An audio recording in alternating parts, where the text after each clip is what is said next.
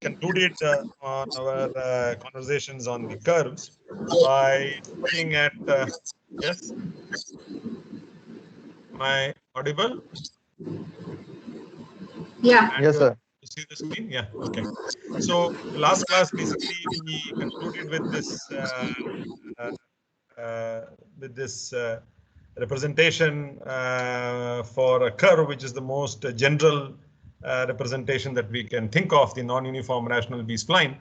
And as I had mentioned, that you need the non-uniform knot vector, which is shown here, to basically account for representing arcs of a circle that are greater than 180 degrees angle at the center.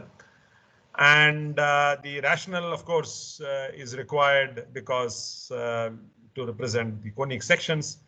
And the spline, as we said, is a more general form of the Bezier. And so the non-uniform rational B-spline is the most general form.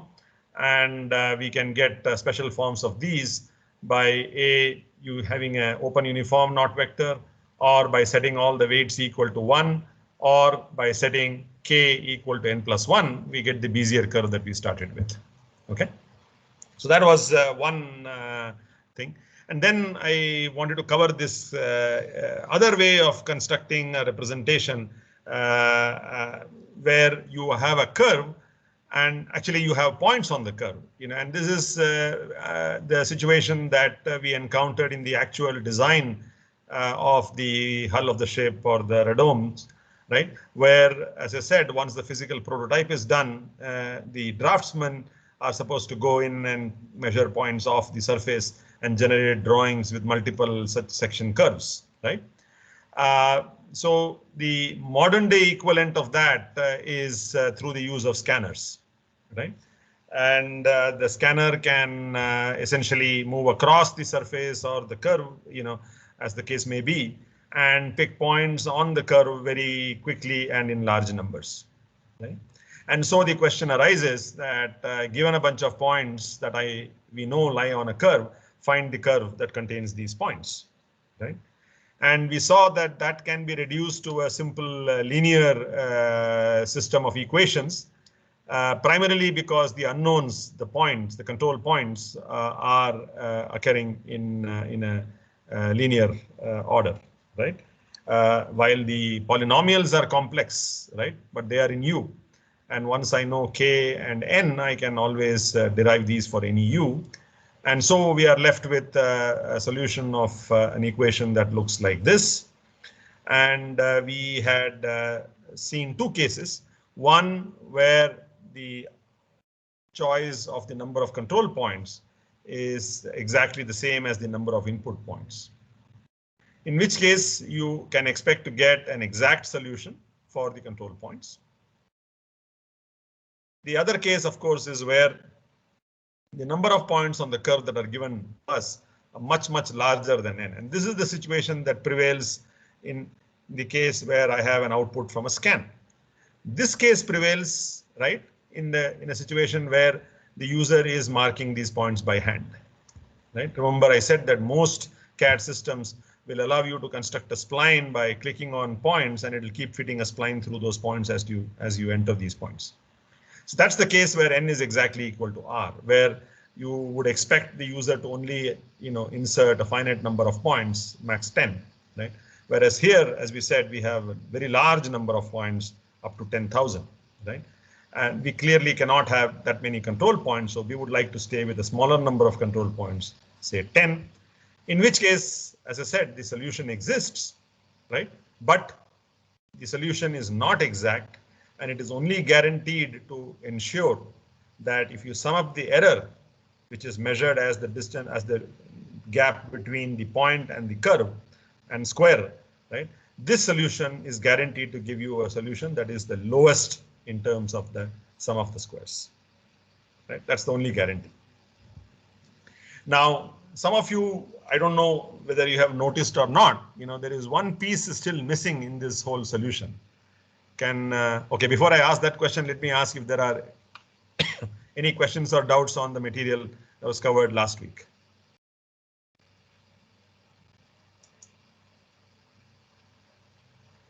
No questions?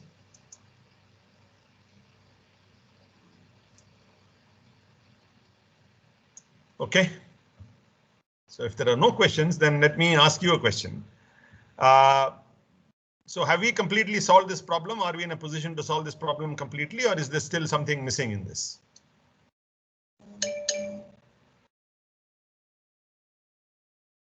Any thoughts? How many of you think that the solution is available now? This is the solution you need. Or is there something missing that we still have to provide? See, when we started, we said K can be 4 because that's a good place to start from, unless you know something very specific. So which is fine. N was an unknown, but now we know that if R is very small, I can choose N to be equal to R. And if R is very large, I can choose N to be some reasonably small number with which I can start the process, right? So N is known, K is known, and presumably everything else is known. Is that correct?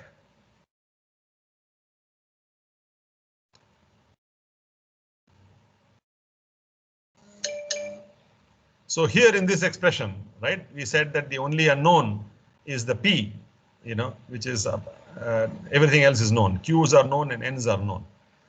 But what does it take to know N, right? You need to evaluate this function. What do you need to evaluate this function?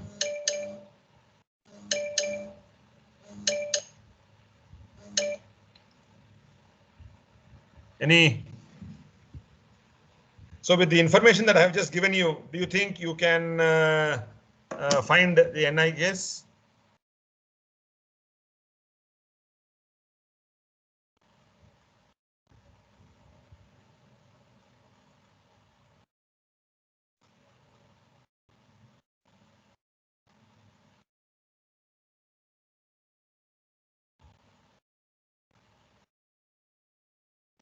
That's what your N is, right? So you know the X. You do because you know N and K, therefore you can write X.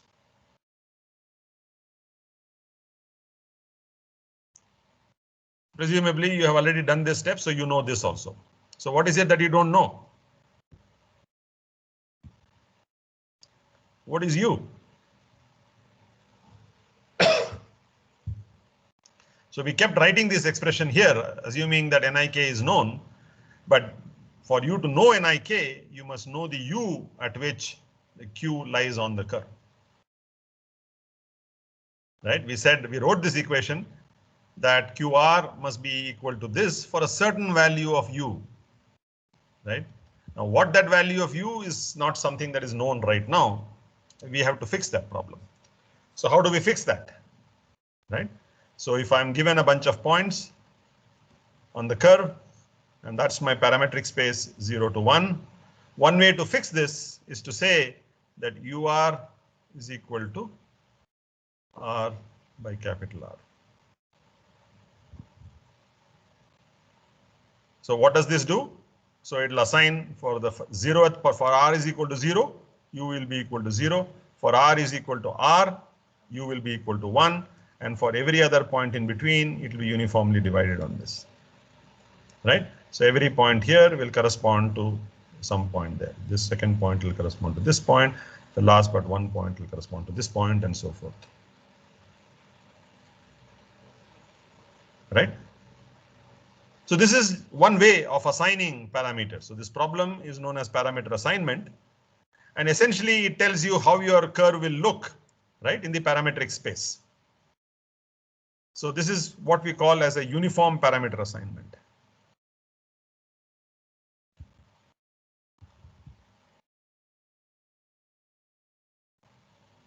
Right? I just take the number of points, divide them uniformly, right? And U is assigned to each. So if I have 10 points, 0.1, 0.2, 0.3, 0.4, and so forth. Now that works well in most cases, except if I have my distribution of points, along some feature to be more, and then it is less sparse, in other regions. Right? So here, if I divide it uniformly, right, then I get into a problem. Why? Because over a very small span of the arc length, I have a large number of points to cover, right? Whereas here in uniform, in this space, I treat each point the same and I assign points to that, values of u to that. So one way to overcome that is to use what is known as a chord length approximation, meaning that you take the distance you traveled to come to this point and take the total distance to be traveled to cover all the points, and the ratio of that gives you the u.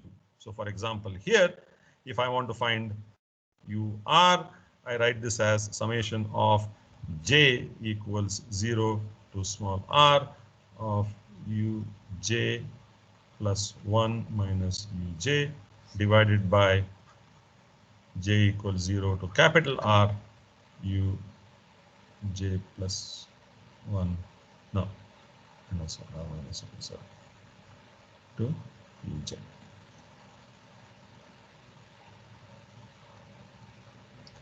Is that right? Oh, so if I'm starting from j is equal to 0, so minus uj. Yeah, this looks right, I think. But essentially, the idea is this, that if I want to find the u corresponding to this, I look at the distance I need to travel to come to this point, which is sum of the arc lengths between points and the total arc length. That's what this is. And that ratio is the value of the parameter. So which means that my parametric space will more accurately reflect the way you travel along the curve. So if I have a lot of points here over a small arc length, and then I have, uniform, then I have a large number of points over a small arc length, and then so forth. So this will capture this distribution correctly. And so you get a better performance in terms of your fit here. So that's one point, that how do you assign parameters? Meaning for every QR, you must assign a UR, right? So you can either try this or you can try this. And one quick last point on this problem. Remember, we say that the solution is not exact, right? So I measure error, right, at the rth point as follows.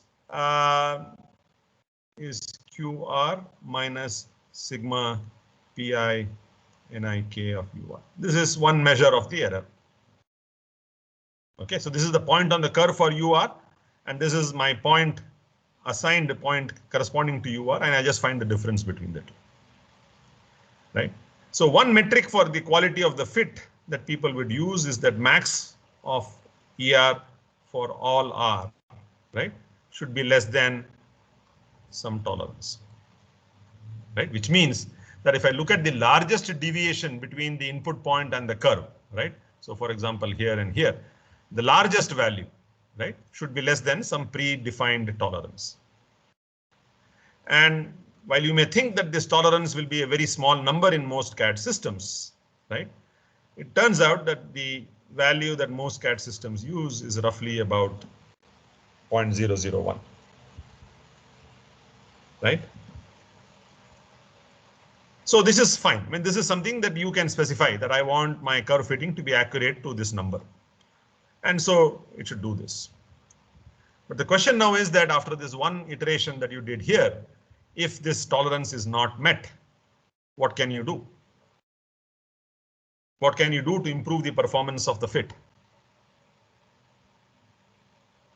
Any thoughts?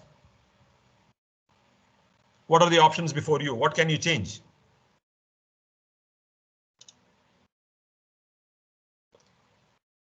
Let me also write it down here. You have it right here, right?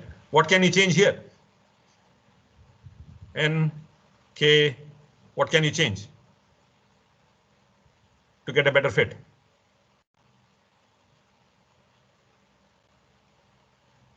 N. Well, N happens to be the right answer, right? Remember, we said when we talked about flexibility, the limitations of the Bezier curve, what did we say? That we want more control points to be able to get the shape that we want. And that is precisely what you need here, right? You have chosen N to be a certain value, but with that value, the error is large. The error large means what? That the curve that you have got is not able to capture the shape that is given by these points. So one solution, and it turns out the best solution, is to increase n. So if you started with n equals 10, in the next iteration, you make it 11. And it turns out that this is a very fast way of converging to the result. Within 2 to 3 iterations, you'll be able to get a tolerance down to 0.001 and you're done. Okay. So essentially, you repeat this whole process of finding the n's and solving this equation with a new value of n equal 11. You don't change k because unnecessarily you don't want to change the degree of your polynomials. You keep the degree to be same, but you change n and result within 2 to 3 increments. Okay. Now this is important because we encounter this surface curve fitting problem everywhere, right? And so it's a useful thing for you to remember now. The key main points that you need to keep in mind here is, of course, one, that you can get the exact solution if you choose the number of control points to be the same as the input points. But if you have a very large number of control points, you can achieve the performance that you want of the fit, that the maximum error should be less than tolerance by starting with a small value of n, but keep increasing it till you are happy with the performance, and then you're done. Okay, so that's the end of our discussion on curves, and we can now move on to surfaces and look at parametric surfaces. Okay. We started the discussion on curves by saying that a curve can be seen as a map from a parametric space, which is a unit segment of length 1, to real space, right, where I have a curve. Now this curve can be in a plane, it can be in space, it doesn't matter, right? Your degree of freedom still is only 1, which is you going from 0 to 1. And by choosing the control points in one case or the endpoints and the tangents in the other case, you can get any shape that you want. Right? That's the. Now, when we go one dimension higher, right, 1 degree of freedom higher, a parametric surface can be seen in an analogous fashion. Right? Now, the parametric space is 2-dimensional because I have 2 degrees of freedom to fix a point. To get to all points on the surface, I need to move in 2 directions. Right? So I move along u and then I move along v, and that's my parametric space. U goes from 0 to 1, v goes from 0 to 1. So my parametric space now is a unit square. And all my surface definition does is map a point here, which is uv, to a point in space, which is xyz. Okay, so that's my parametric surface, a representation of my parametric surface. And one choice, unfortunately, I changed the thing on you, so let me change this to S, right, is the 2-dimensional form or the 2 degrees of freedom form of the curve that you saw originally, which is ai u power I. So instead of that, now I have aij u power I v power j. And note that you can have different degrees on the curves in the 2 directions. Right? So I can have the surface with a degree m along v and a degree n along u. Okay? So that's in some sense the definition of the parametric surface. Right? It's just think of it as a map from a unit square to the real Cartesian space, and your expression for the curve is essentially the map. Now, the same idea, right? The same way that we have written it for the algebraic form, I can write expressions for the Bezier curve as well, right? So S of uv, right, can be in the same way written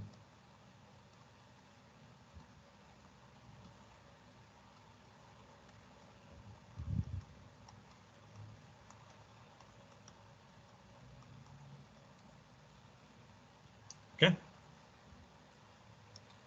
Now, everything else is as you have studied, right? I'm going to write down the expression for just BJM for a minute, right? Because we wrote it for the I term before, but it remains the same, right? So this is MCJ 1 minus V to the power M minus J, V to the power J. Identical to what we wrote for I comma N.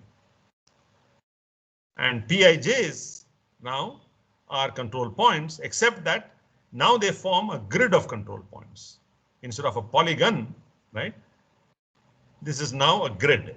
And that is what is shown in this picture here, right? Earlier, I would have a control polygon, which, is, let's say, if you take one of these curves here, then that's what I used to get for the Bezier curve. But for the parametric surface patch or the surface, right, I have a grid of points, right? I and U are changing in this direction, J and V are changing in this direction, right? So, well, the other way around, this picture tricked me.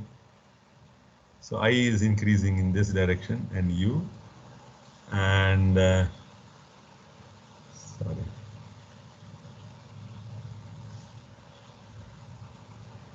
And J and V are changing in this direction. So you can see that J goes from 1, 2, 3, 4, and I goes from 1, 2, 3, 4. Okay, so that's the this arrow is also wrong. Maybe there is a lesson here that I should draw my own figures instead of borrowing it from the net. Okay, so that's what it is, right? So that's my control polygon grid. The expression is here, so I can generate points on the surface, right? While I have written this for the Bezier, the same thing can be written for the spline as well, right? So essentially, you have a bunch of control points, and I get a bunch of curves and some point in between, which is Q of UV, right? So these are the four corners points, and then the point in the interior, which is Q of UV, right? Now, the Bezier patch will again have the same properties, that the patch interpolates the control points, corner points. So Q00 will match P00 here, Q01 will match P03, Q10, where U is equal to 1, will match this control point here, P30, and this will match P33, right? So it satisfies that property. It also has the tangent property as well. Of course, the tangent property now is a little more tricky, right? It is no longer a tangent vector, but a tangent plane, right? Because a surface has tangents in two directions. So at any point on the surface, I can have a tangent to the curve, to the surface in that direction, and a tangent to the curve in this direction. And I can keep turning this by 90 degrees, but this kind of a frame will remain, which defines the two tangents, and they define a plane, right? So that is the tangent plane. So at this corner here, my control, my surface will be tangent to a plane defined by, the points P 0, 1, 0, 0, and 1, 0, right? And likewise at this corner by these, a plane defined by these 3 points, and then at that corner by a plane defined by these 3 points, and this corner by a plane defined by these 3 points. So this is just an extension of the property of the curve, and we will see why this translates to the surface as well. And the convex hull property also, translates to this, meaning that if I now define the convex hull, now of course it's a much stranger convex hull. Remember, I had given you the physical insight for a plane, and so here you have to think of it as a cloth. If you drop it on this, the shape the cloth takes over these points is the convex hull of the control points, and the surface is guaranteed to lie inside that convex hull. all that is satisfied, right? Now, if I have two sort of surface patches, I can just connect them. If the control points touch, I'll have C0 continuity. If I have my control points aligned like this, right, so that the tangent continuity is maintained for the curves, then my surfaces will also have tangent continuity at this junction. Okay. So this is for composite patches. We'll probably revisit this later, right? But the reason why I'm rushing through this, right, is coming in a slide in a minute. But before that, I just wanted you to look at this slide here. And I'm going to write down the expressions corresponding to this by hand, because as I said, I found it hard to type out the expressions. But let me write down the equivalent spline representation now, since we haven't done that. But I just want to show you that the expression for the spline remains the same. So I'll use the spline form now. So let's say I have I equals 0 to n, j equals 0 to m, right? P I j n j l comma v n I k comma u. Okay, so that's my expression for a surface, completely analogous to what I wrote for the Bezier. So I have order L along the v direction, order k along the u direction. I have m plus 1 control points in the v direction, n plus 1 control points along the u direction. Okay. But what I want you to do right now is to just rearrange this in a slightly different way as follows.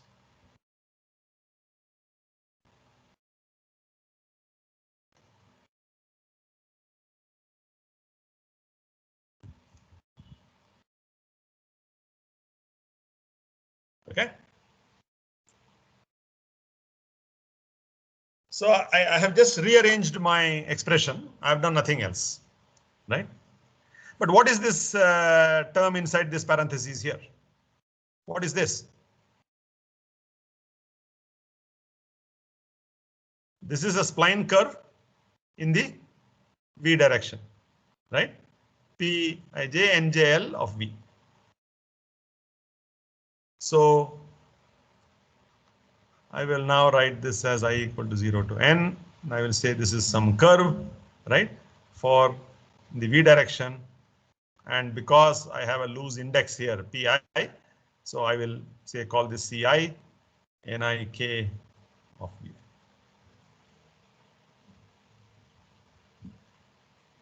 Okay, what have we done? We have just rearranged this expression here in this manner and interpreted this to be a spline curve, which will give me points on the curve. And then this again is a curve in the u direction.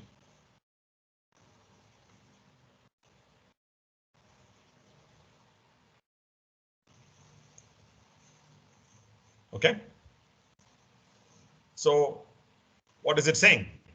What this says is that my surface can be seen as a set of curves in the u direction whose control points, right, change with v. Because if I plug a different value of v here, I will get a different set of ci's, right? And therefore, my surface can be seen as a curve, right? Let's assume I'll put some directions here now. So let's say this is u and this is v. Okay. Maybe I label this. So if I look at the bottom curve for a minute, right, what is it saying? I have these control points, right? So this is I and this is j.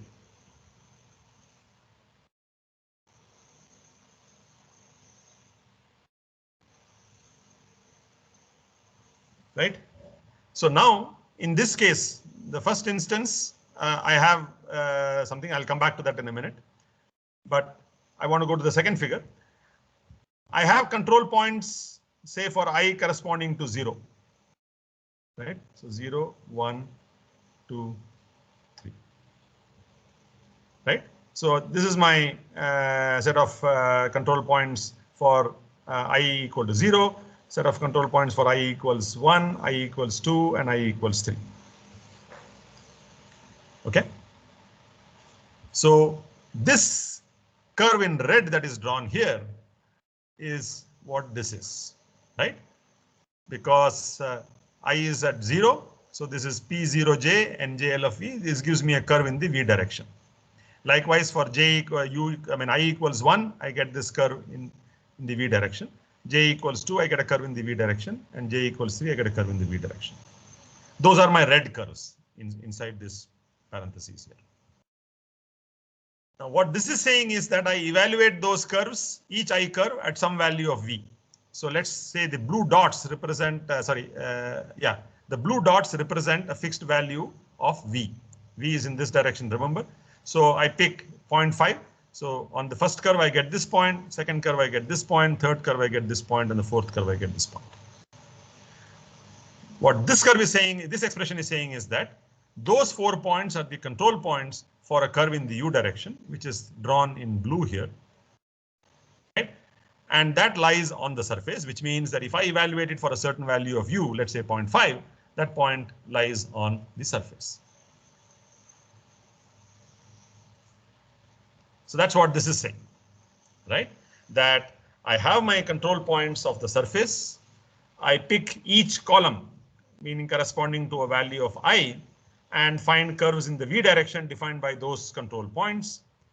And I find a point on these curves for the same value of V and use them as control points to get a curve along U.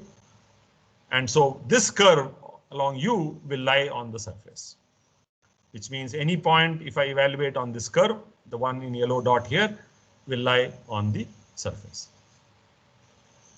Now you could have done this slightly differently,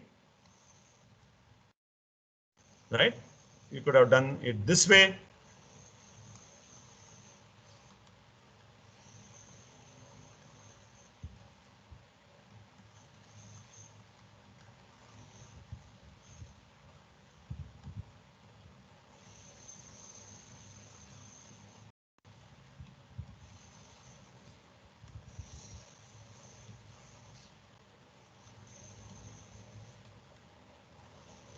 Okay, I just do it in the opposite order. You get the first picture here, right? Where I now pick points corresponding to J. So J is also in this direction. So J is equal to 0. I get 1, 2, 3, 4 points, right? That defines the curve in the U direction, which is what this expression is saying. And I evaluate it at a certain value of U, let's say 0.5, I get this blue dot. And I do this for all values of J from 0 to M, right? 1 and 2 and however many more. And I get these curves in the U direction. In all of those curves, I find a point corresponding to the same value of U, right? I get a bunch of points. I now fit a curve. I find the curve defined by these points in the V direction. And that curve will lie on the surface. And if I evaluate it at 0.5 again, I'll get this point, and that will be identical in both cases. So what this means is that this order does not matter.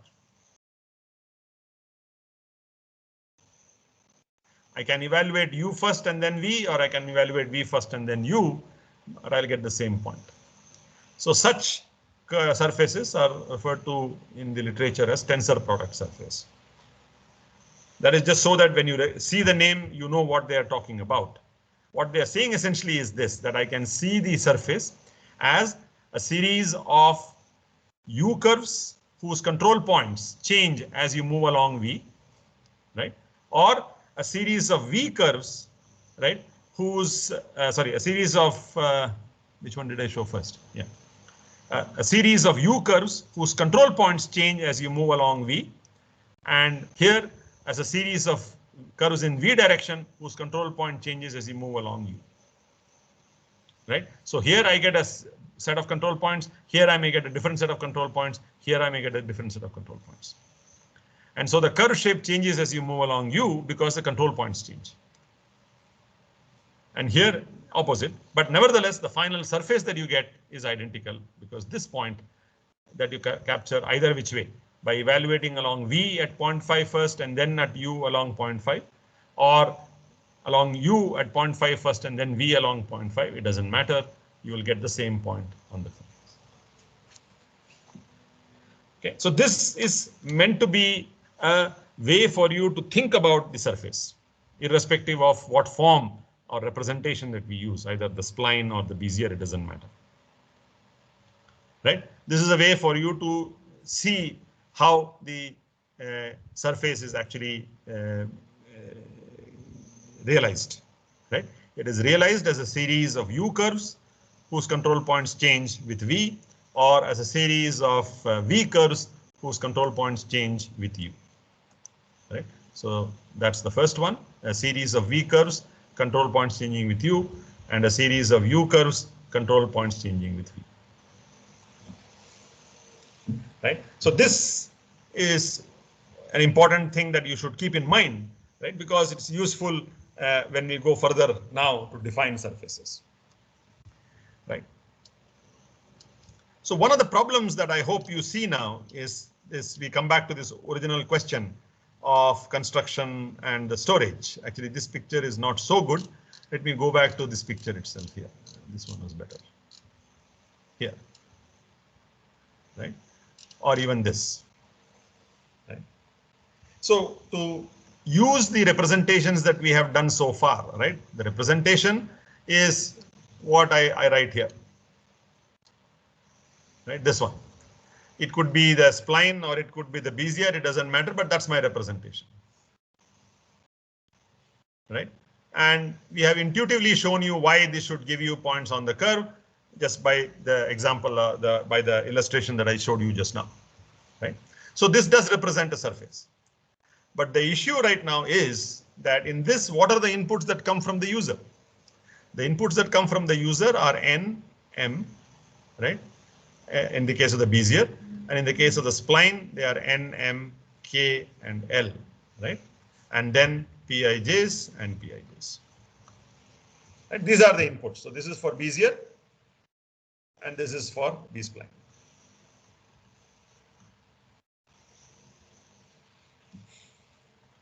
So clearly, as you can see now, right, these are not difficult to give. Right? In fact, the default options for all of them is already known. Right?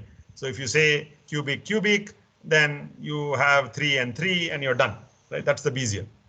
And you can have higher than 3 and it becomes a spline. So that's straightforward. The biggest headache comes is in prescribing the Pijs. Right? Remember, you're sitting in front of a computer screen which is flat. Right? So if you click on a point there, right, it'll treat it to be on this plane. So if you want to click all these points in the single plane, you're okay. But then how do you define these? Right? You have to then change your work plane and go and define these points. Now, if this itself was a space curve, then again you have a problem. Right? You have to then take 2 or 3 and then go out of the other plane and then pick the fourth point which defines this control polygon and then find the other remaining points. So in this case, my representation is already known, but it is the construction that is a problem, or the definition. So when I say construct or define the surface, the input of these is what we are referring to, because these are pretty straightforward. We don't have to worry about them too much, right? So unlike the case of the curve, where, you know, the construction and representation were both very similar, right? In the sense the same, because I'm inputting points along 1 degree of freedom. So at best, if I have a space, I just move out of the plane, pick the fourth point, and I can get my 4 control points. That's not difficult. But when I have to get a grid of control points, as I need for this kind of a tensor product surface, right? Sorry.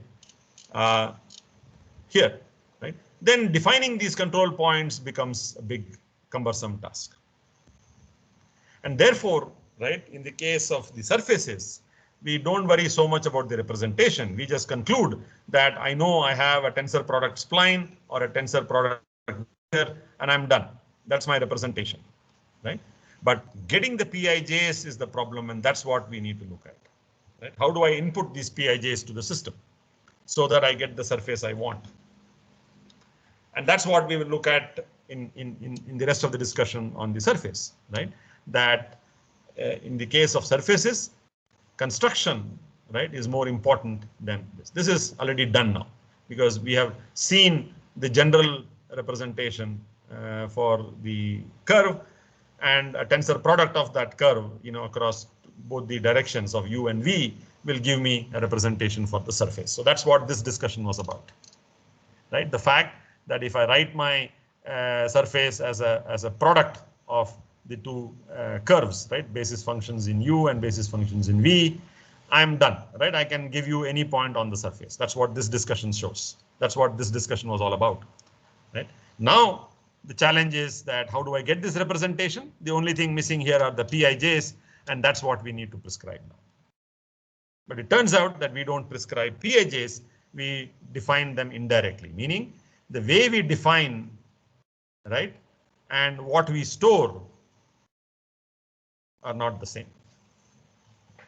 right? So that's the dichotomy that makes the surface construction problem interesting, right, and worth looking at. And so that's what we're going to do, right? So the first kind of surface that we want to look at is what is known as a ruled surface, right? So ruled surfaces that you want to construct, right, have a straightforward definition.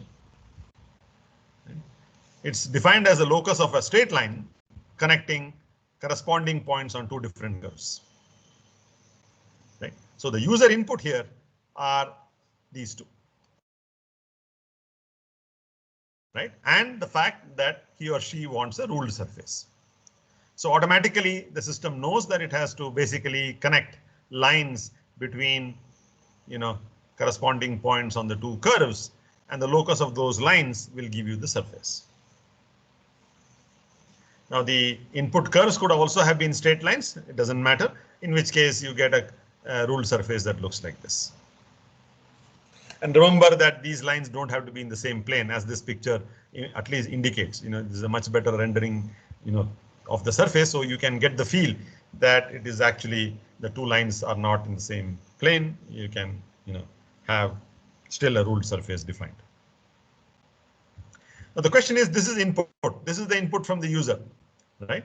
And what the system now has to do is that from these two inputs, right? So when I say path curve, Q of u, then which means that I'm given the control points for that curve. Let's say I equals 0 to n, pi nik of u. This is known. This is given to us, right? And this additional input that we want or we desire a ruled surface, that's another input. From these two inputs, right, we have to derive, right, an expression for the surface, which looks like this.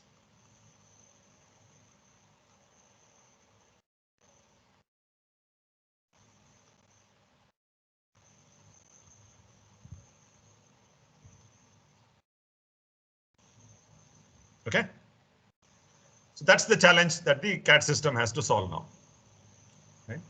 Now, clearly you as a user are not interested in this. As long as you know that the moment you give these two curves, right, construct this curve in the form of, whichever way, either by fitting a spline or by giving control points, that's up to you, right? So maybe you have given a bunch of control points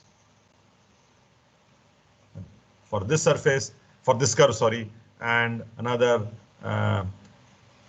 bunch of points for the other curve. So given these two curves are defined, and the moment you say ruled, the system should be able to generate this surface and a representation that looks like this. Okay. So you are on this side, and the system has to then construct this so that other operations on the surface can happen later. So I'm just going to take 1 minute to walk you through the process, but we won't do it for every entity, but just so that you know that it is doable, right? So in this expression for the surface that the system is expecting, right? What are the unknowns now? Right? M is an unknown. Pijs are unknown, right? and L is an unknown. What about K? Would K be an unknown?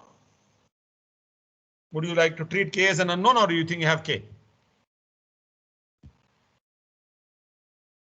Some guess from any of you.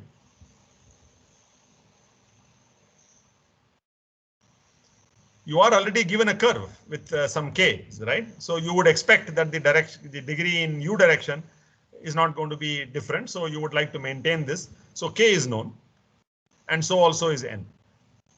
So the only unknowns you are left with here are M, L, and Pij.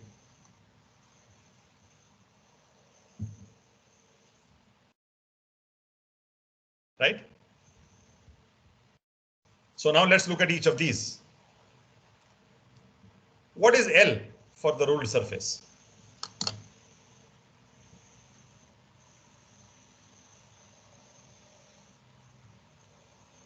Can anyone guess what L should be for the ruled surface?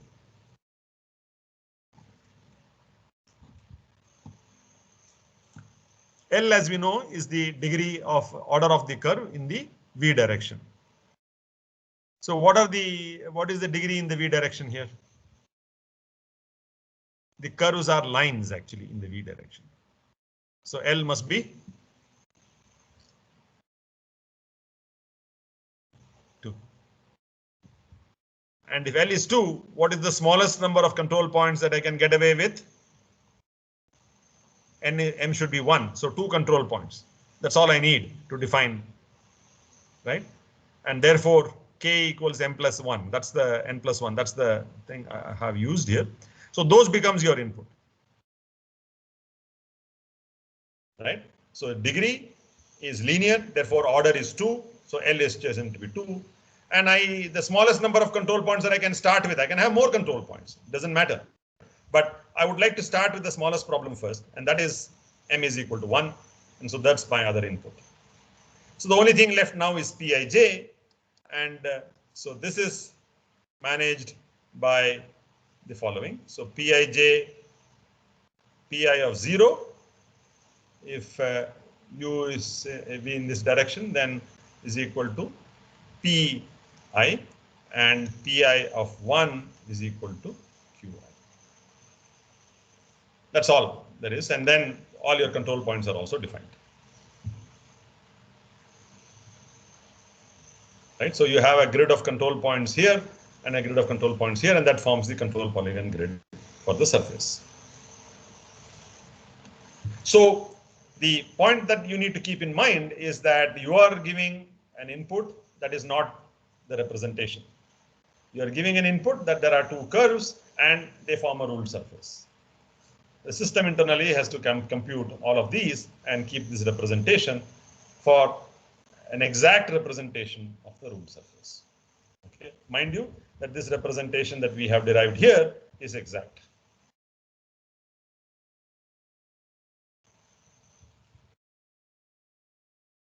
Okay.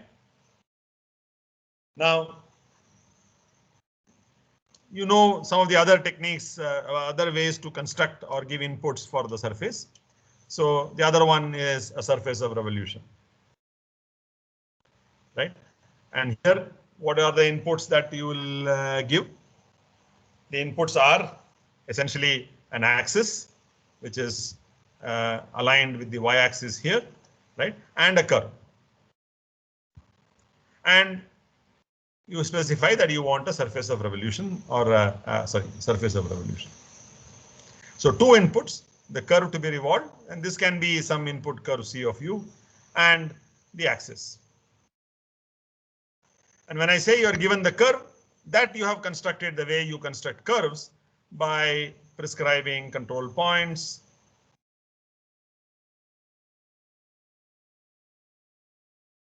order, number, all of that. Right? And again, the same issue that with these 2 inputs, that I have an axis and an arc, the system has to internally construct the representation for the surface of revolution. Okay. So again, let me just quickly ask you,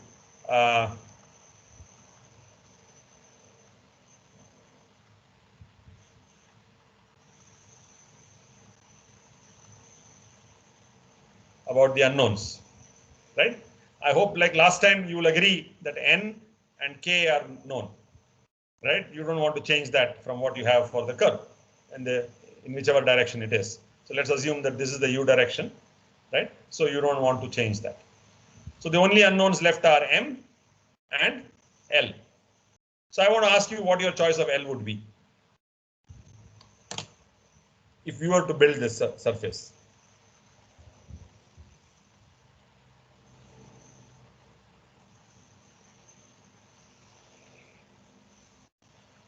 So what kind of, if I sort of cut this surface, so I said this is the u direction and this is the v direction, right? So this is the v direction and that is the u direction. So if I were to sort of cut this at a fixed value of u, I'll get a curve along the v direction.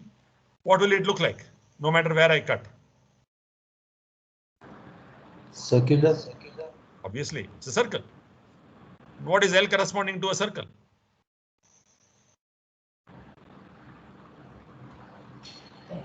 Come on, circle is quadratic. Yes. Exactly, 3. So L is 3. Now, how many control points do you need to define a circle?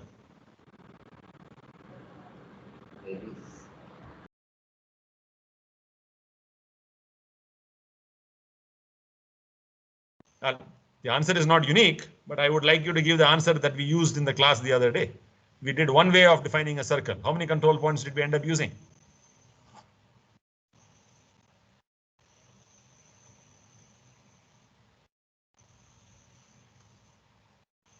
Remember?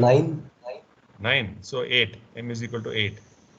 That's 1, 2, 3, 4. So you have these 9 control points where the first and the last are the same, right? That's also known.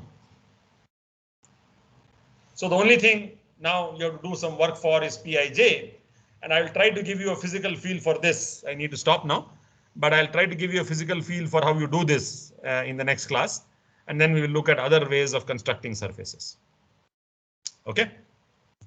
As always, please hold your questions now, and we'll take it up first thing after the recap in the next class. Okay. Thank you, and I will unshare and leave the class now. Thank you very much. We'll see you on Wednesday.